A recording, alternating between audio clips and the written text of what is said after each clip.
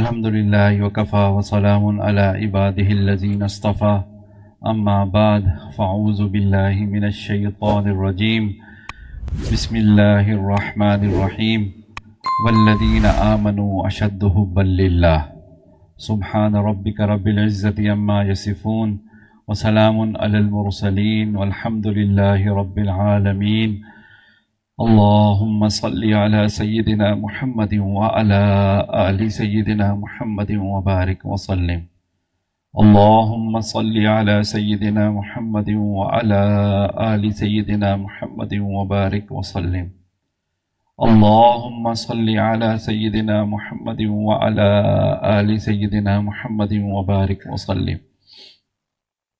یہ وسیع و عریض کائنات جو ہمارے ارد گرد پھیلی ہوئی ہے، اس کو اللہ رب العزت نے ہمارے لیے ایک سجے ہوئے محل کی مانند بنایا،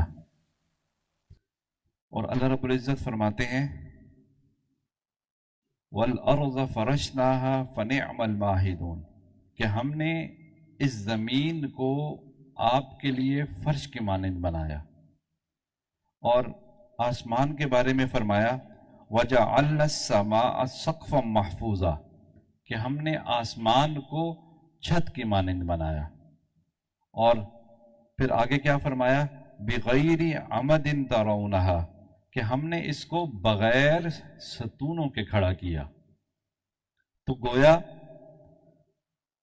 پھر آگے فرماتے ہیں کہ اِنَّا زَيَّنَّا السَّمَاءَ الدُّنْيَا بِمَصَابِيحَ کہ ہم نے اس آسمان کے اوپر لائٹیں لگا دی، یعنی چاند، سورج، ستارے، یہ سارے آسمان کے اوپر لگا دیے۔ تو گویا اللہ رب العزت نے انسان کی ضرورت کی جتنی بھی چیزیں ہیں اس دنیا میں اللہ رب العزت نے ہمیں عطا فرما دی، اور تو معلوم ہوا کہ اللہ رب العزت نے یہ جو محل بنایا یہ انسان کے لیے بنایا، اور انسان کو اللہ رب العزت نے اپنی عبادت کے لیے پیدا کیا۔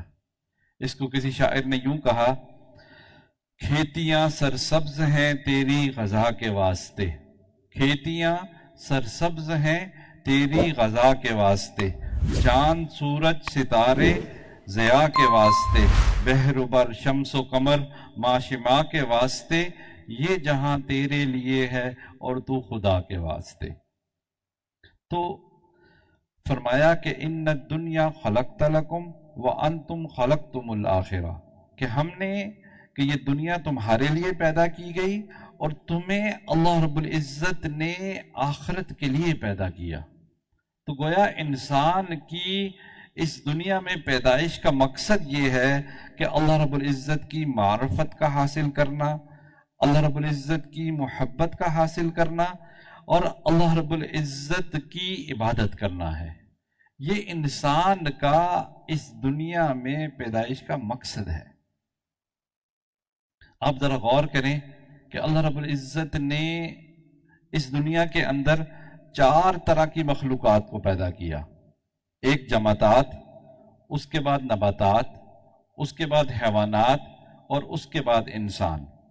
اور اس چاروں مخلوقات کے اندر جو اس کا پہلا حرف ہے وہ اس کی خصوصیت کی طرف اشارہ کرتا ہے۔ دیکھیں مثال کے طور پر آپ دیکھیں کہ جمادات کہتے ہیں پتھروں کو، پہاڑوں کو، ان کو کہتے ہیں، تو اس کا پہلا حرف ہے جیم، جیم سے لفظ جسامت بنا۔ تو جمادات کی خصوصیت یہ ہے کہ اس کے اندر جسامت ہوتی ہے۔ تو اب پہاڑ دیکھیں، جتنی چیزیں دیکھیں، ان میں جسامت موجود ہے۔ اس کے بعد آپ دیکھیں کہ جو دوسری قسم کی مخلوق ہے وہ ہے نباتات، اور نباتات کا جو پہلا حرف ہے وہ نون ہے، اور نون سے لفظ نشو و نما بنتا ہے۔ چنانچہ نباتات کے اندر جسامت بھی موجود ہے اور نشو و نما بھی موجود ہے۔ آپ دیکھیں نباتات کہتے ہیں پودوں کو، درختوں کو، پھل کو۔ اب آپ دیکھیں کہ ایک جگہ پر پودا لگا دیا جائے تو چند سالوں کے بعد ایک وہ بڑا تناور قسم کا درخت بن جاتا ہے۔ تو اب اس کا درخت بن گیا، اب اس کے بعد آپ دیکھیں کہ جمادات جو ہیں پہاڑ ہو گئے، جو ہم پہلے دیکھا کہ وہ بڑھتے نہیں ہیں، ایک جگہ پر ہیں تو ہیں، لیکن نباتات کے اندر جسامت بھی موجود ہے اور اس کے اندر نشو و نما بھی موجود ہے۔ پھر آپ دیکھیں کہ اس کے بعد ایک تیسری قسم کی مخلوق جس کو حیوانات کہا گیا۔ اب حیوانات کے اندر پہلی دو خوبیاں بھی موجود ہیں، یعنی اس کے اندر جسامت بھی موجود ہے، اس کے اندر نشو و نما بھی موجود ہے، اور اس کے اندر ایک تیسری خصوصیت ہے جو اس کا پہلا حرف ہے وہ اس کی طرف اشارہ کرتا ہے کہ حرکت کرنا۔ تو اس کے اندر تین قسم کی خصوصیات آ گئی کہ جسامت بھی ہو گئی، نشو و نما بھی ہو گئی اور حرکت بھی ہو گئی۔ آپ دیکھیں بکری کا بچہ آپ ایک جگہ پر کھڑا کریں، تھوڑی دیر کے بعد بھاگ کے آگے چلا جائے گا، تو حرکت موجود ہے، تو اس کے اندر یہ تیسری خصوصیت آ گئی۔ اب آپ دیکھیں کہ اس کے بعد ایک چوتھی قسم کی مخلوق جس کو انسان کہتے ہیں، اور انسان کے اندر پہلی تینوں خوبیاں موجود ہیں، جسامت بھی ہے، نشو و نما بھی ہے، حرکت بھی ہے، اور ایک اضافی صفت رکھ دی جو اس کو دوسروں سے اعلیٰ بنا رہی ہے، اور وہ ہے اس کا پہلا حرف۔ آپ دیکھیں کہ پہلا حرف ہے الف، الف سے لفظ انس بنا، انس کہتے ہیں محبت کرنا، یعنی انسان کے اندر اللہ رب العزت سے محبت کرنا یہ ایسی صفت ہے کہ جو انسان کو باقی ساری مخلوقات سے جدا کر دیتی ہے۔ اور آپ دیکھیں کہ اس خاک کے پتلے کے اندر اللہ رب العزت نے عشق کا ایسا مادہ رکھ دیا، اگر یہ اللہ رب العزت کی محبت کو اپنے دل میں بٹھا لے تو یہ اللہ رب العزت کا محبوب بندہ بن جاتا ہے۔ اب آپ ایک اور بات کہ اللہ تعالیٰ کا بنایا ہوا ایک قانون ہے کہ ہر ادنا چیز اپنی اعلیٰ پر قربان ہوتی ہے، ہر ادنا چیز۔ آپ دیکھیں کہ جمادات نباتات پر قربان۔ اب دیکھیں کہ زمین کے اندر جب آپ بیج ڈالتے ہیں تو بیج کو نکالنے کے لیے ہل چلانا پڑتا ہے، ہل چلائیں گے تو زمین کے سینے کو چیریں گے، یہ کیوں نہیں کہے گا کہ زمین پر ہل کیوں چلایا جا رہا ہے؟ اس لیے کہ اس کا مقصد ہی یہی تھا کہ اس نے چیرنا تھا اور درخت کا باہر نکلنا تھا، اس کا مقصد یہی تھا۔ تو جمادات نباتات پر قربان ہو رہی ہیں۔ اب آپ دیکھیں کہ نباتات جو ہے وہ حیوانات پر قربان ہو رہا ہے۔ کیسے؟ آپ دیکھیں کہ اس کا اب جیسے ہی نباتات پودے بڑے ہوتے ہیں، اب جانور جو ہیں وہ ان پودوں کو کھانا شروع کر دیتے ہیں۔ اب کوئی یہ نہیں کہے گا کہ ان کو کھایا کیوں جا رہا ہے، بھائی ان کے بڑھنے کا مقصد ہی یہی تھا کہ جمادات نے نباتات پر قربان ہونا تھا، ان کو بنایا ہی اس لیے گیا تھا۔ تو جمادات نباتات پر قربان، نباتات حیوانات پر قربان، اور حیوانات انسان پر قربان۔ آپ دیکھیں کہ بکری ہے، گائے ہے، مرغی ہے، اس کو ذبح کیا جا رہا ہے۔ اب کوئی نہیں کہے گا کہ ان کو ذبح کر کے کیوں ذبح کیا جا رہا ہے، بھائی ان کا مقصد ہی یہی تھا کہ اس نے ذبح ہونا تھا اور اس کے گوشت کو انسان نے استعمال کرنا تھا، تو اس کا مقصد ہی یہی تھا۔ تو جمادات نباتات پر قربان، نباتات حیوانات پر قربان، حیوانات انسان پر قربان، اور انسان اپنے رب رحمان پر قربان۔ ان صلاتی و نسکی و محیای و مماتی للہ رب العالمین، بے شک انسان کا اٹھنا، بیٹھنا، لیٹنا، سونا، سارا کچھ اللہ رب العزت کے لیے قربان ہو جائے۔ تو ہماری اس زندگی میں آنے کا مقصد ہی یہی ہے کہ ہم اللہ رب العزت کی محبت کو اپنے دل میں بٹھا لیں۔ یہ ہماری اس دنیا میں آنے کا مقصد یہی ہے کہ ہمارے دل کے اندر اللہ رب العزت کی محبت بیٹھ جائے۔ آپ ذرا غور کریں کہ انسان مختلف اعضاء سے بنا ہوا ہے، ایک آنکھ، کان، دل، دماغ، ہاتھ، پیر، ہر اعضاء کا اپنا ایک فنکشن ہوتا ہے، ہر اعضاء کا۔ جیسے آنکھ کا کام دیکھنا، کان کا کام سننا، زبان کا کام بولنا، دماغ کا کام سوچنا، اور دل کا کام محبت کرنا۔ تو یہ دل کا مقصد ہے۔ اسی لیے دنیا کا کوئی بھی انسان ہو وہ یہ نہیں کہہ سکتا مجھے کسی سے محبت نہیں.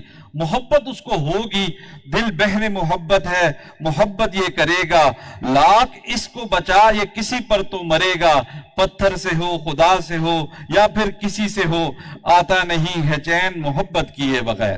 یہ الگ بات ہے کہ محبت اللہ سے ہو یا مخلوق سے محبت ہو. بندہ محبت کیے بغیر رہ نہیں سکتا. جس طرح کمرے کے اندر یا اجالا ہوگا یا اندھیرا ہوگا، بالکل اسی طرح انسان کے اندر یا تو اللہ رب العزت کی محبت کا اجالا ہوگا ورنہ مخلوق کی محبت کا اندھیرا تو ضرور ہوگا. یہ نہیں ہو سکتا کہ نہ اندھیرا ہو نہ اجالا ہو، کچھ نہ کچھ تو ضرور ہوگا. تو اللہ رب العزت کی جو محبت ہے یہ ہماری اس دنیا میں آنے کا مقصد یہی ہے کہ ہم اللہ رب العزت کی محبت کو دلوں میں بٹھا لیں. اب مخلوق کی نفسانی، شیطانی، شہوانی محبت اور اللہ رب العزت کی محبت میں فرق کیا ہے؟ جو بندہ اللہ رب العزت سے محبت کرتا ہے، اللہ رب العزت کی محبت نور ہے اور مخلوق کی محبت یہ ظلمت ہے. اللہ رب العزت کی محبت جو کرتے ہیں وہ نیک نامی کماتے ہیں، جو مخلوق کی نفسانی، شیطانی، شہوانی محبت میں گرفتار وہ بدنامی کماتے ہیں. اللہ رب العزت سے محبت کرنے والے کے چہروں کے اوپر اللہ رب العزت نور ڈال دیتا ہے. جو مخلوق سے محبت کرنے والے ہوں ان کے چہروں کے اوپر بدنامی ہوتی ہے. چہروں سے پتہ لگ رہا ہوتا ہے کہ ان کے دل کی امت ظلمت ہے. اور اللہ رب العزت سے محبت کرنے والا اس کے دل میں سکون ڈال دیتے ہیں اللہ رب العزت. اور مخلوق سے محبت کرنے والا دلوں کے اندر بے چینی ڈال دیتے ہیں. اور اللہ رب العزت سے محبت کرنے والے لوگ ان کے اندر ایک خلوص ہوتا ہے. اور جو نفسانی، شیطانی، شہوانی محبت میں گرفتار ان کے دلوں میں ایک دوسرے کے لیے حسد پیدا ہوتا ہے. اللہ رب العزت سے محبت کرنے والے لوگ ایک جگہ پر اکٹھے ہو جائیں تو ایک دوسرے کی خاطر جان بھی قربان کر دیں. مخلوق سے محبت کرنے والے اکٹھے ہو جائیں تو ایک دوسرے سے لڑ کر مر جائیں. یوں تو ہوتی ہے رقابت لازمن عشاق میں، عشق مولا ہے مگر اس تہمت بد سے بری. تو حدیث پاک میں آیا کہ جس کا دماغ دنیا کے جھمیلوں میں گھرا ہوا ہو، اللہ کو اس کی پرواہ نہیں، وہ کسی وادی میں جا کر مرے، وہ چاہے کسی وادی میں ہلاک ہو جائے. تو ہماری اس دنیا میں آنے کا مقصد یہ ہے کہ ہم اللہ رب العزت کی محبت کو اپنے دل کے اندر بٹھا لیں. محبت کہتے ہیں کہ انسان کسی میں محو ہو جائے، اس سے بات کرنے کو دل کرے، اس کے پاس بیٹھنے کو دل کرے، اس کی بات سننے کو دل کرے، اس کو محبت کہتے ہیں. لیلا مجنو کی داستان تو آپ نے سنی ہوگی، بہت مشہور داستان ہے. اس کا اصل نام تھا، مجنون کا اصل نام تھا قیس. حسن رضی اللہ عنہ کے دور میں تھا. ایک دفعہ حسن رضی اللہ عنہ کا گزر ہوا، ایک جگہ پر بیٹھا ہوا تھا. اس کو کہا حسن رضی اللہ عنہ نے کہ تمہیں پتہ ہے کہ میں نے حکومت جو ہے وہ معاویہ رضی اللہ عنہ کو دے دی. میں نے ان کے حق میں دستبردار ہو گیا. اس کو یہ بات آ کر کی. جب اس کو یہ بات کی تو آگے سے کہتا ہے کہ حکومت تو لیلا کو سچتی ہے. اس وقت اس کا نام حسن رضی اللہ عنہ نے کہا تھا کہ انت مجنون، تو مجنون ہے، تجھے تو اس کے علاوہ کوئی چیز سوچتی نہیں ہے. اس کو ایسی محبت تھی. حالانکہ لیلا کا جو لفظ نکلا ہوا ہے لیل سے نکلا ہے رات. لیلا رات کی طرح کالی تھی، اتنی کالی تھی، لیکن اس کے دل میں محبت تھی. ایک دفعہ باپ کو غصہ آیا، باپ پکڑ کر بیت اللہ لے گیا اور بیت اللہ جا کر لے کر چلا گیا کہ اس کو میں لے کر جاتا ہوں تاکہ یہ سدھر جائے، توبہ کر لے. باپ کہتا ہے تو توبہ کر. تو آگے سے دعا کرتا ہے کہ اللہ کہ میں ساری چیزوں سے توبہ کرتا ہوں لیکن لیلا کی محبت سے توبہ نہیں کر سکتا. اور پھر باپ کو بہت غصہ آیا. باپ نے کہا تو اللہ سے دعا کر کے تیرے دل سے اللہ رب العزت لیلا کی محبت تیرے دل سے نکال دے. تو آگے سے کہتا ہے کہ دعا کے لیے ہاتھ اٹھاتا ہے کہ اللہ ساری محبتیں دل سے نکال دے، لیلا کی محبت نہ نکالنا، اور جو میری دعا پر آمین کہے اس پر تو رحم کر. ایسی محبت تھی اس کو. مولانا اشرف علی تھانوی رحمۃ اللہ علیہ فرماتے ہیں دیکھو ایک بندے کی محبت انسان کو اتنا دیوانہ بنا دیتی ہے کہ وہ اس کے بس میں نہیں رہتا. کیا اللہ رب العزت کی محبت بندے کو اپنا دیوانہ نہیں بناتی ہوگی؟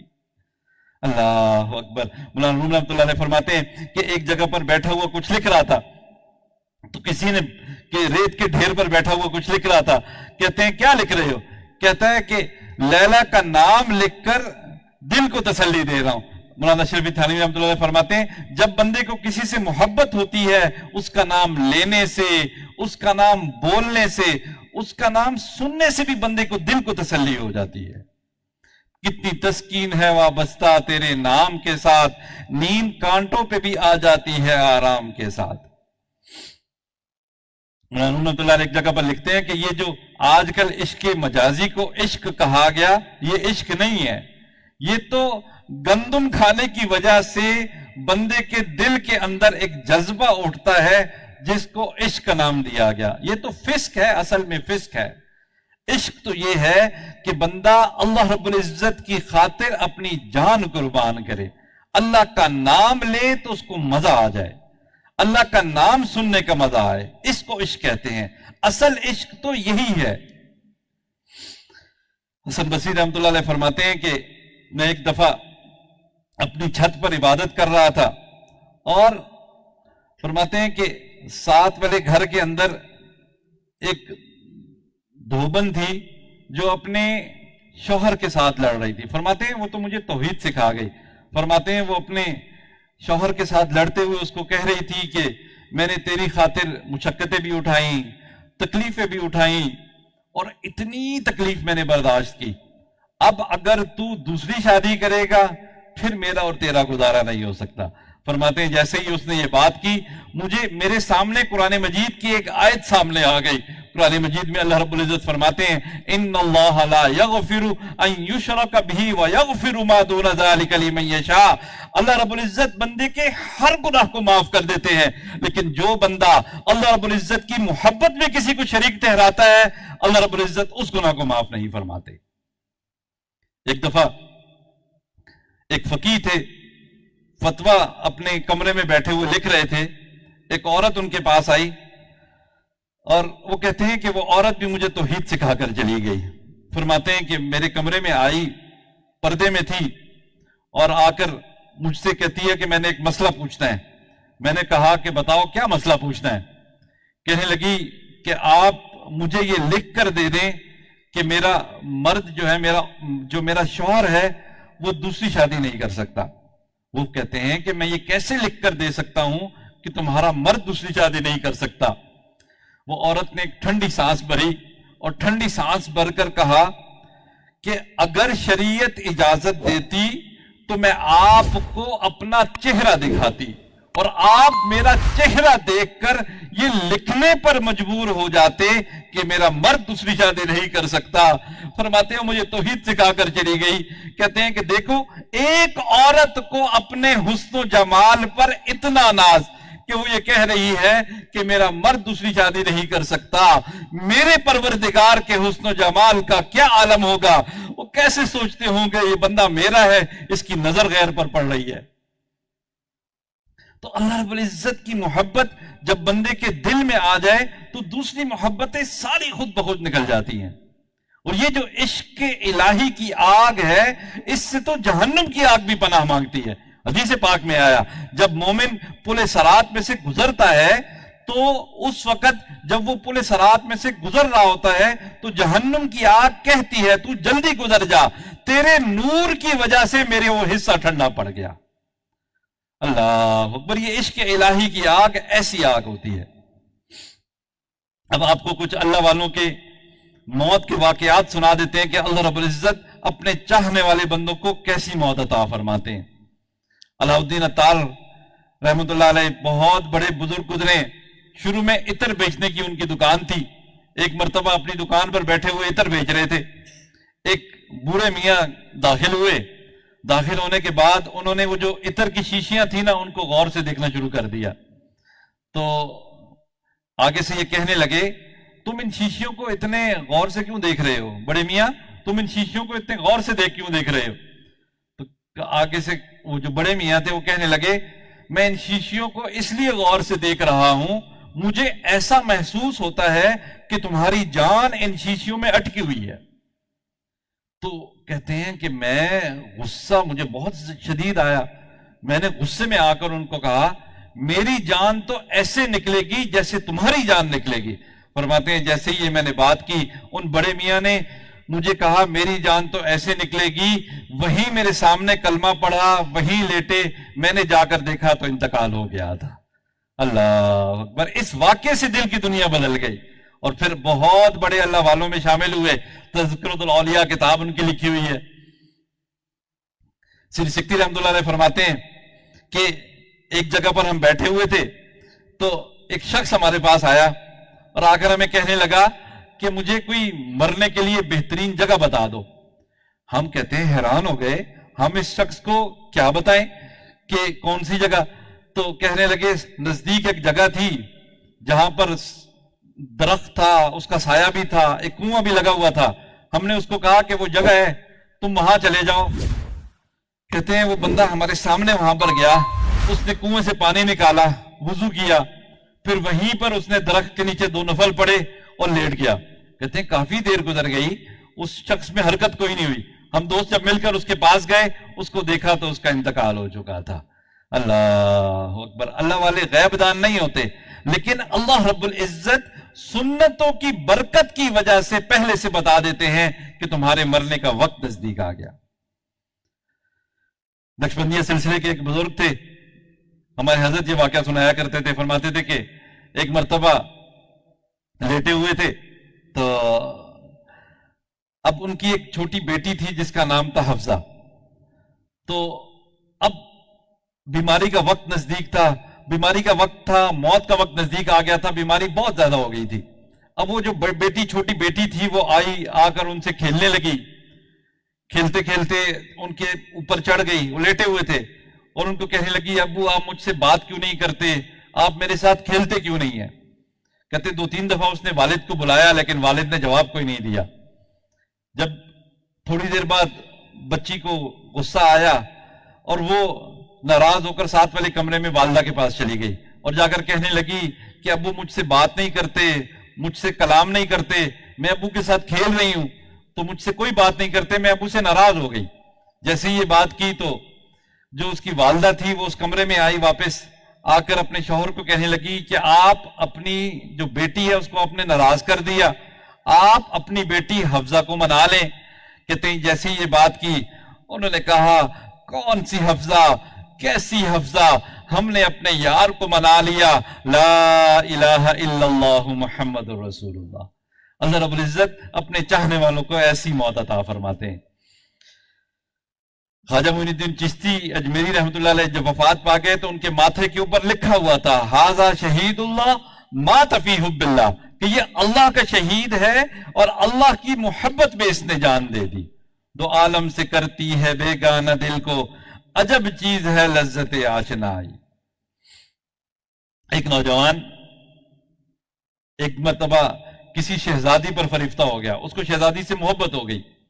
اب وہ نوجوان تھا, کہتا تھا کہ اس شہزادی کو کہ آج تو میری اور تیری ملاقات ہو گئی, اب کوئی تو ایسی صورت بنا کہ ہم دوبارہ بھی مل سکیں. وہ نوجوان نے جب یہ بات کی تو شہزادی نے اس کو کہا کہ میری اور تیری ملاقات کی صرف ایک ہی صورت ہے. پوچھا کیا صورت؟ کہنے لگا نوجوان کو, وہ شہزادی کہنے لگی میرے والد کو اللہ والوں سے محبت ہے, تو اگر اللہ والوں کا بھیس بنا لے گا اور کہیں بیٹھ جائے گا پھر میں والد سے کہوں گی, پھر ہم تیری اور میری ملاقات ہو سکے گی. یہ شخص مان گیا, نوجوان تھا. اب یہ ایک جگہ پر اس نے اپنی جگہ بنا لی جہاں اللہ والا بھیس بدل لیا, اور حالت ایسی تھی کہ اندر باہر سے لا الہ الا اللہ, اندر سے کالی بلا, ایسی حالت تھی. لیکن ذکر کرتا رہا. ایک وقت ایسا آیا کہ لوگوں کو پتہ لگا کہ ایک بہت اللہ والا نوجوان ہے اور ایک شخص جگہ پر بیٹھا ہوا ہے, دنیا سے بالکل کٹا ہوا ہے. ہم اس کے پاس جاتے ہیں, اسے دعا کرواتے ہیں. اب لوگوں کا وہاں پر آنا جانا شروع ہوا. آہستہ آہستہ بات جو ہے وہ بادشاہ تک پہنچ گئی کہ ایک اللہ والا نوجوان ہے, وہ دعا کرتا ہے اور اللہ رب العزت اس کی برکت کی سے دعاؤں کو قبول فرما لیتے ہیں. تو بادشاہ نے ارادہ کیا کہ میں بھی اس کے پاس جاتا ہوں اور جا کر اس سے دعا کے لیے کہتا ہوں. اب جب وہ بادشاہ اس نوجوان اپنی بیٹی کے ساتھ, شہزادی کے ساتھ اس نوجوان سے ملنے کے لیے جب آیا, نوجوان کو پتہ لگا کہ بادشاہ آیا ہے اور اس کے ساتھ وہی شہزادی جس سے اس کو محبت تھی وہ آئی ہوئی ہے. جیسے اس نے شہزادی کو دیکھا اس نے اپنا رخ پھیر لیا. جیسے ہی رخ پھیرا تو آگے سے شہزادی کہنے لگی میں تو وہی ہوں جس کی خاطر تو نے یہ لباس پہنا تھا. وہ آگے سے کہنے لگا پہنا تو تیری خاطر تھا لیکن میں نے جب اللہ کا نام لینا شروع کیا، اللہ کا نام لینے کا مزہ ایسا تھا کہ اس نے میری دل کی دنیا کو بدل دیا۔ اب میرا دل بھی نہیں کرتا کہ میں تمہاری طرف نظر اٹھا کر بھی دیکھوں۔ حضرت گنگوہی رحمۃ اللہ علیہ فرماتے تھے کہ اللہ کا نام بندہ دکھاوے کے طور پر بھی لے، اللہ کا نام ایسا ہے کہ دل پر کچھ نہ کچھ اثر ضرور چھوڑ کر جاتا ہے۔ اس احلیات میں یہ واقعہ لکھا ہوا ہے کہ زلیخا بوڑھی ہو گئی اور یوسف علیہ السلام ایک جگہ سے گزر رہے تھے۔ فرماتے ہیں کہ آواز آئی، پاک ہے وہ ذات جس نے بادشاہوں کو نافرمانی کی وجہ سے وقت کا غلام بنا دیا اور غلاموں کو فرما برداری کی وجہ سے وقت کا بادشاہ بنا دیا۔ تو یوسف علیہ السلام نے پوچھا تو کون ہے؟ کہنے لگی وہی ہوں جس نے سونے چاندی کی بدلے تجھے خریدا تھا۔ اللہ اکبر! زلیخا کو یوسف علیہ السلام سے محبت تھی، اللہ رب العزت نے ملکہ سے اٹھا کر بیکارن بنا دیا، اور یوسف علیہ السلام کو اللہ رب العزت سے محبت تھی، اللہ رب العزت نے غلامی سے نکال کر وقت کا بادشاہ بنا دیا۔ آج بھی جو بندہ یوسف علیہ السلام کے نقش قدم پر چلے گا اور اللہ رب العزت سے محبت کرے گا، اللہ رب العزت اس کو اس دنیا میں بھی عزت عطا فرمائیں گے اور آخرت میں بھی عزت عطا فرمائیں گے۔ اور جو بندہ زلیخا کی نفسانی شیطانی محبت کی طرح گرفتار رہے گا، اس دنیا میں بھی ذلیل و رسوا اور محبت کیے بغیر چلا گیا تو آخرت میں بھی اس کا ٹھکانہ جہنم ہے۔ اللہ اکبر!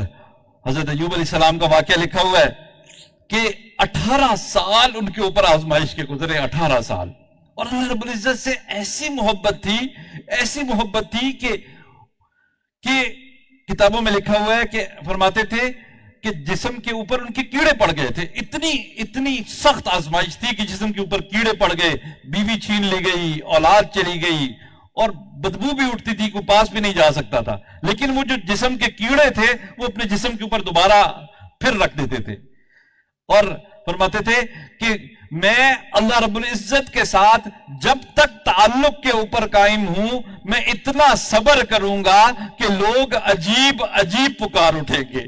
اللہ اکبر! اتنا صبر کیا اور اللہ رب العزت کو ان کا صبر کرنا اتنا پسند آیا۔ اللہ رب العزت نے قرآن مجید میں فرمایا اِنَّا وَجَدْنَاهُ صَابِرًا، میرا کتنا صبر کرنے والا بندہ تھا، نعم العبد، میرا کتنا اچھا بندہ تھا، اِنَّهُ اواب، وہ میری طرف رجوع کرنے والا بندہ تھا۔ اللہ اکبر! اللہ رب العزت کو ان کا صبر کرنا اتنا پسند آیا، محبت دل میں اتنی تھی ان کو۔ حضرت زکریا علیہ السلام اللہ رب العزت سے دعا مانگا کرتے تھے کہ اے اللہ تو مجھے اپنی رحمت سے ولی عطا فرما۔ اللہ رب العزت نے پھر ان کو بیٹا عطا فرمایا، حضرت یحییٰ علیہ السلام، جو ولی بھی تھے اور جو پاک باز بھی ایسے تھے جن کی گواہی قرآن مجید میں اللہ رب العزت نے دی، سیداً وحصوراً ونبیاً من الصالحین، کہ ایسا پاک حصور کہتے ہیں ایسا پاک باز کہ عورت اور دیوار میں فرق ختم ہو جائے، اتنا پاک باز۔ اللہ نے ان کو دعا قبول کر کے ایسا بیٹا عطا فرمایا، اور ساری زندگی اللہ رب العزت کی محبت میں انہوں نے روتے ہوئے گزار دی۔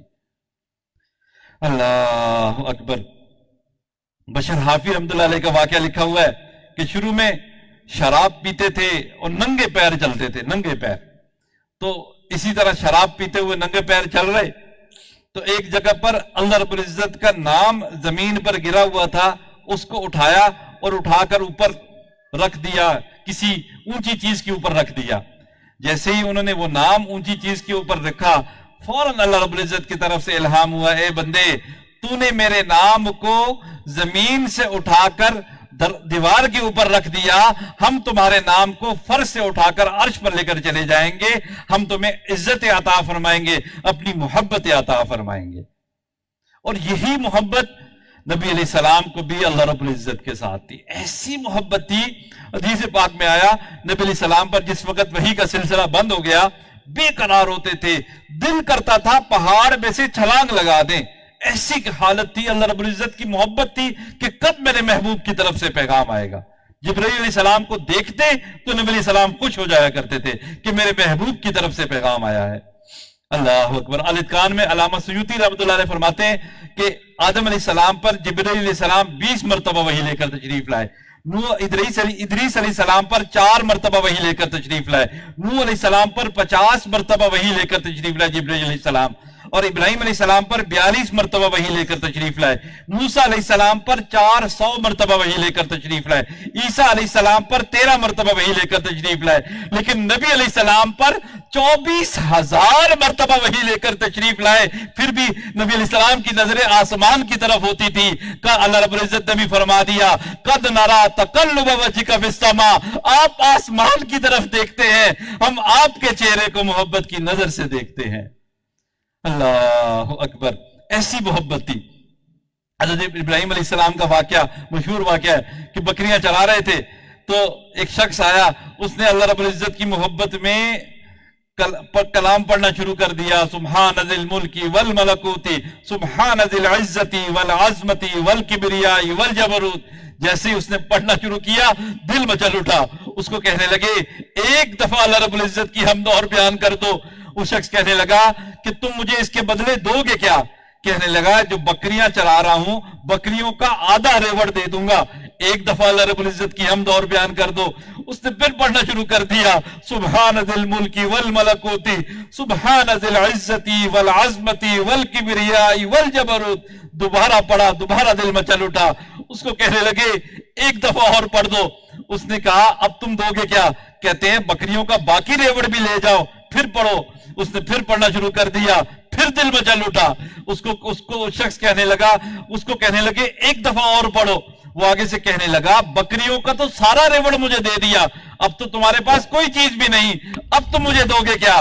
کہنے لگے بکریاں چرانے کے لیے تمہیں کسی بندے کی تو ضرورت ہے نا، وہ بندہ میں بن جاؤں گا، ایک دفعہ اللہ رب العزت کی حمد اور بیان کر دو۔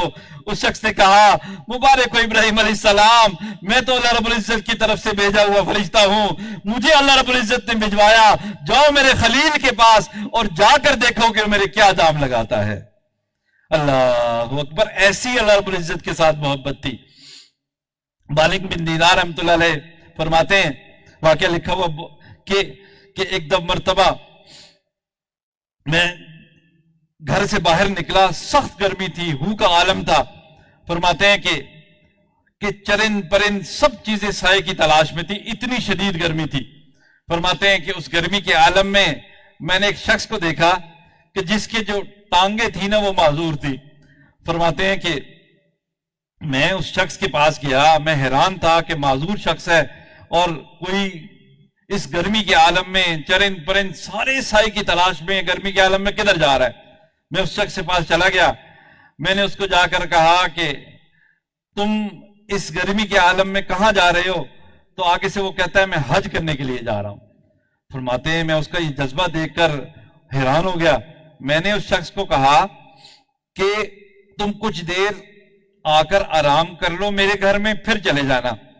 فرماتے ہیں کہ جیسے ہی میں نے اس کو یہ کہا تو اس نے آگے سے کہا کہ ایسا نہ ہو کہ حج کا سیزن ہی نکل جائے، میں آ کر اگر تمہارے گھر میں آرام کروں اور ٹائم لگاؤں، میں تو معذور شخص ہوں اور معذوری کے عالم میں جا رہا ہوں، کتنا مجھے ٹائم لگے گا وہاں جانے کا۔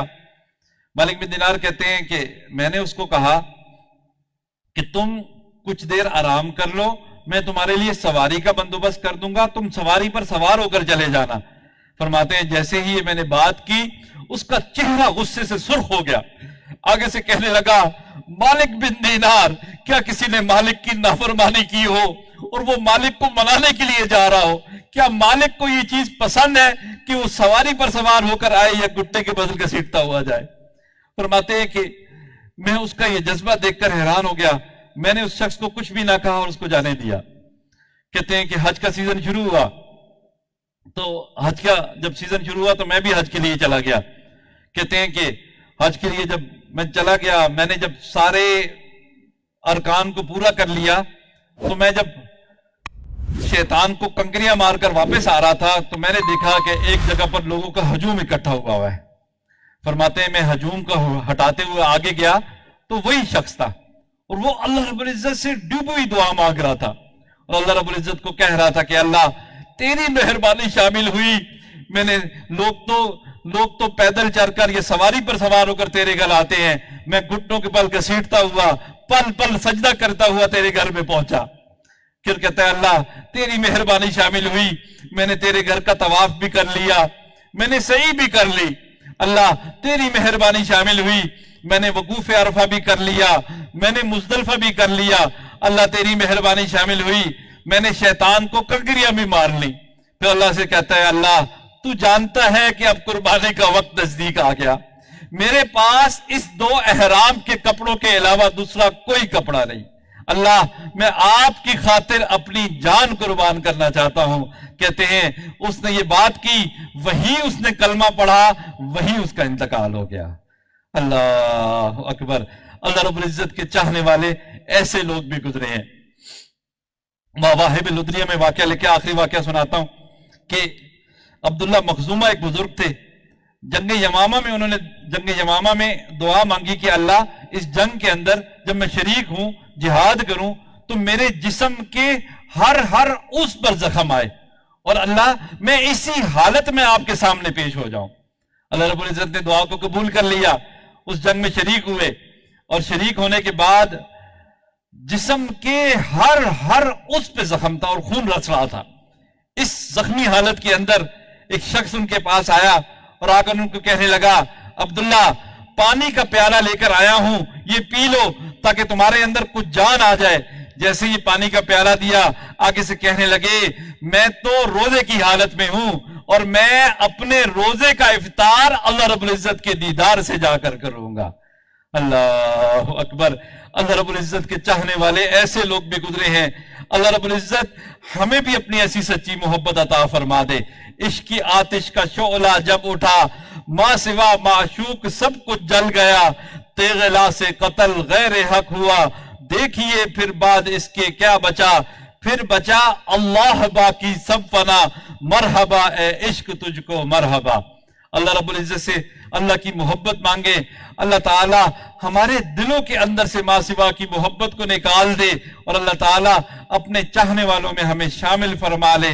وآخر دعوانا ان الحمدللہ رب العالمین. سنت ادا فرما لیں. اذان پہلے ہوگی, پھر سنت ادا کریں.